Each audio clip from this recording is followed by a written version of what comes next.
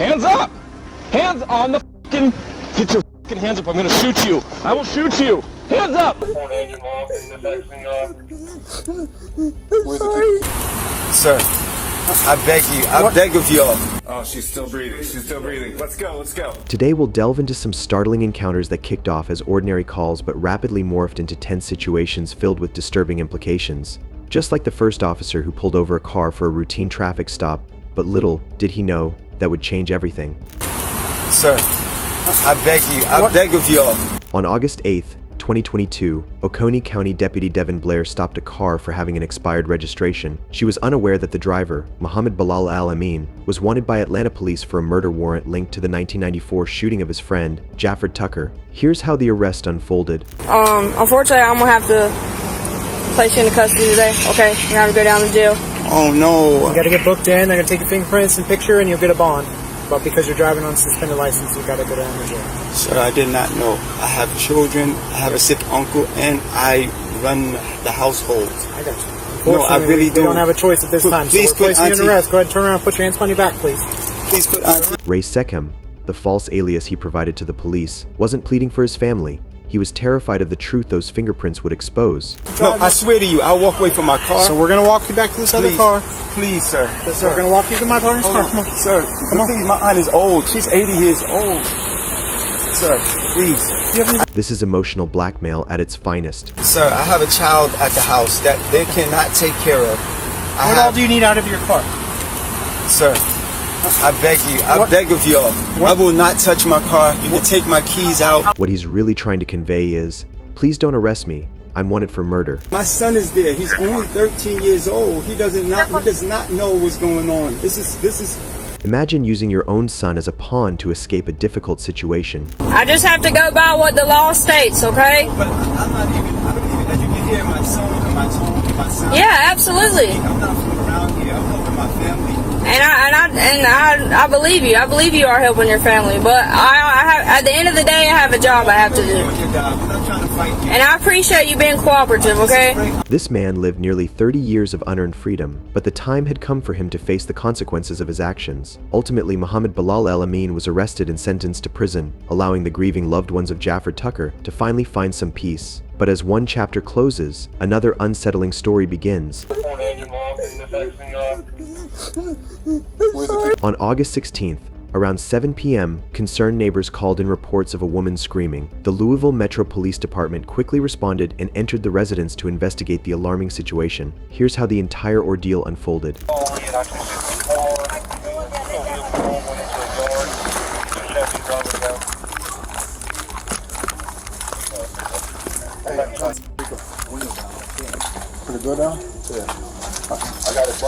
The situation was tense and the officers needed to act swiftly to ensure the women's safety. Where you see a ladder at?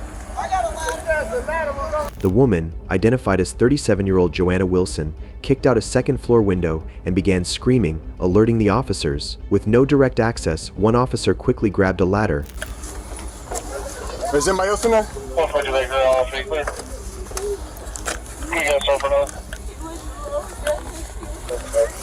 He did what? Is he Hispanic? What he found inside the room was deeply disturbing. Where's the key? I know he's got it on his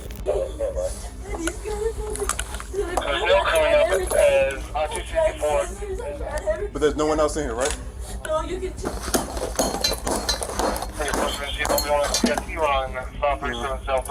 There we go. Joanna Wilson was found chained like an animal to a bolt in the floor. Officers used a hatchet to free her, and her heart-wrenching cries echoed through the room, exposing the unimaginable horrors she had endured. How could someone be subjected to such inhumanity? The suspect, 36-year-old Moses May, Joanna Wilson's boyfriend and father of her child, was arrested 2 days later, facing multiple charges including kidnapping and assault. This shocking discovery might lead you to question everything you thought you knew about safety and trust in our everyday lives. But what happens when a routine traffic stop leads to a shocking discovery? Stay with us as we uncover the twists that reveal how quickly normalcy can turn into chaos in this next case. Hands up! Hands on the fucking... Get your fucking hands up, I'm gonna shoot you. I will shoot you. Hands up! On April 14th, 2014, Richard Ramirez and 4 of his friends were pulled over during a routine traffic stop by Officer Grant Morrison. What began as a standard procedure rapidly spiraled out of control.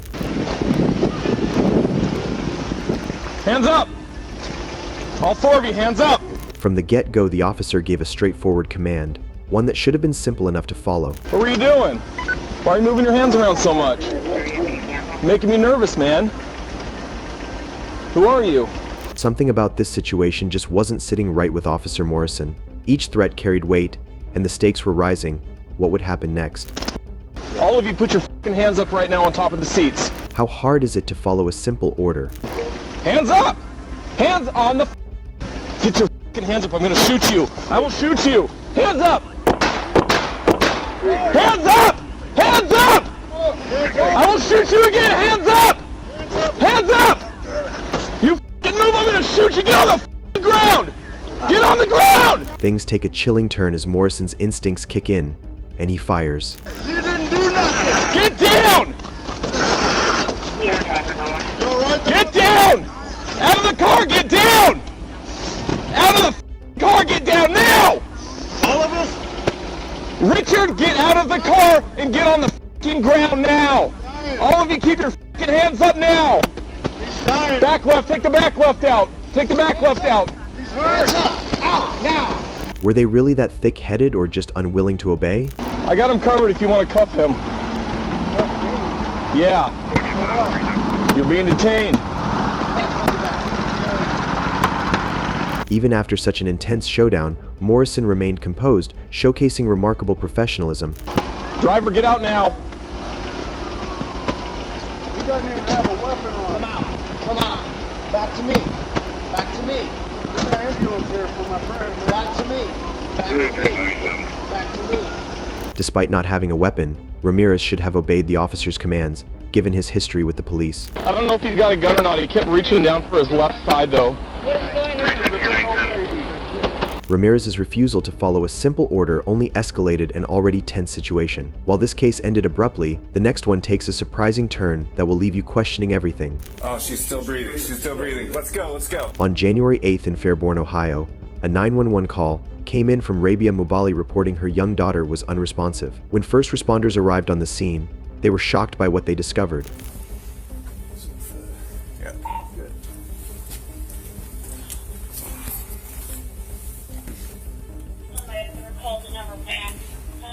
Imagine living in that mess.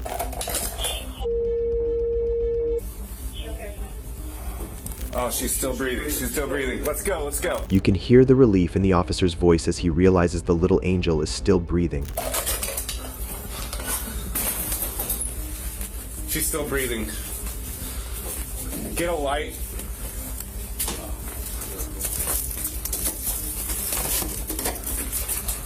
The way the officer sprang into action truly restores your faith in humanity. So let's. I'll take care of that. Let's walk in the front of my car. All right. The fact that she was more concerned about her stuff than her own daughter's life is unfathomable. Do you know anything about her condition? If she's okay? I do not. Right now, you're being arrested for child endangering at a felony level. Okay. Felony level? Yes. Did she think starving a child to death was a misdemeanor? So through this process, I'll try to answer any questions I can best of my ability. Okay. All right. Yeah. We'll try to. Yeah. The fact that she isn't crying over her daughter's condition but breaks down when she realizes she's going to jail speaks volumes. Mubali is in jail on a child endangerment charge and undergoing mental health evaluations. Meanwhile, her daughter faces a long road to recovery, but has gained weight since her rescue. You're a coward, dude. You shouldn't be a police officer if you're scared of people walking up on you. In December 2021, Highland Police was conducting a traffic stop when an auditor who goes by his YouTube channel, Always Film the Police, went over to record them. That's when things started to get a little steamy.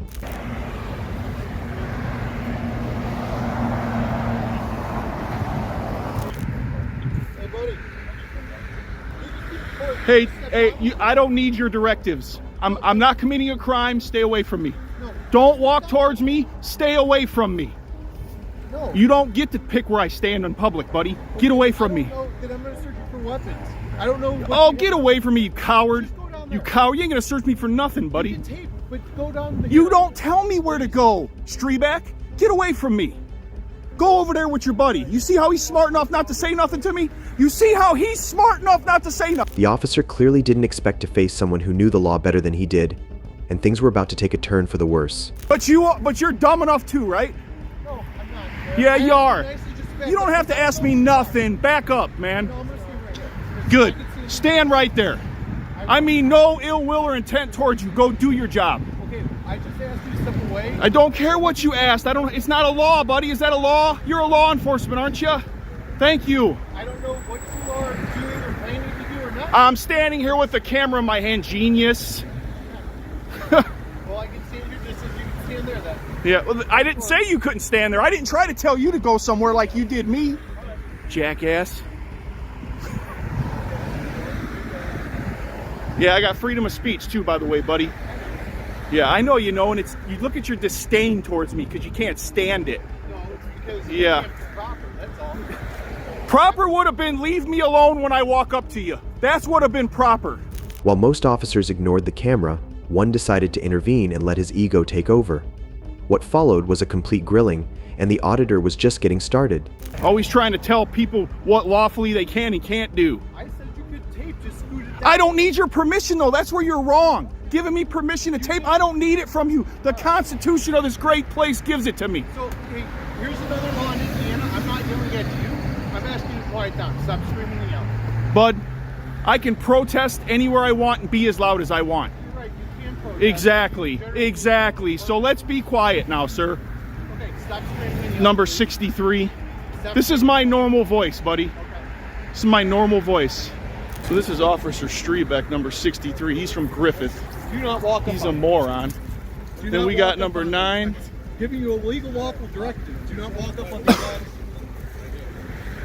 We got number 63. This is his car. He's a canine douche. The auditor refused to back down, confronting the officer and demanding his details. He deserves immense respect for standing his ground and not yielding to this display of tyranny. What's your name and badge number? Okay, if they can just get somebody with a license.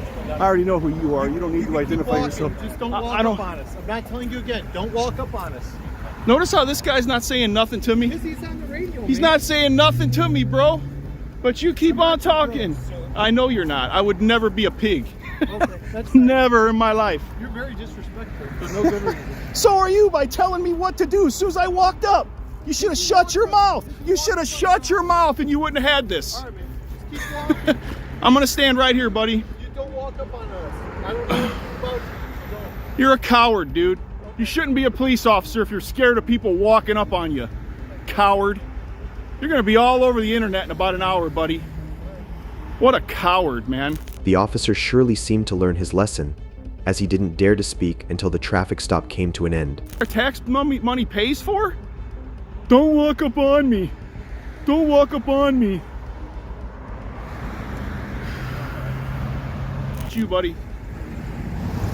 I'm gonna request your whole history.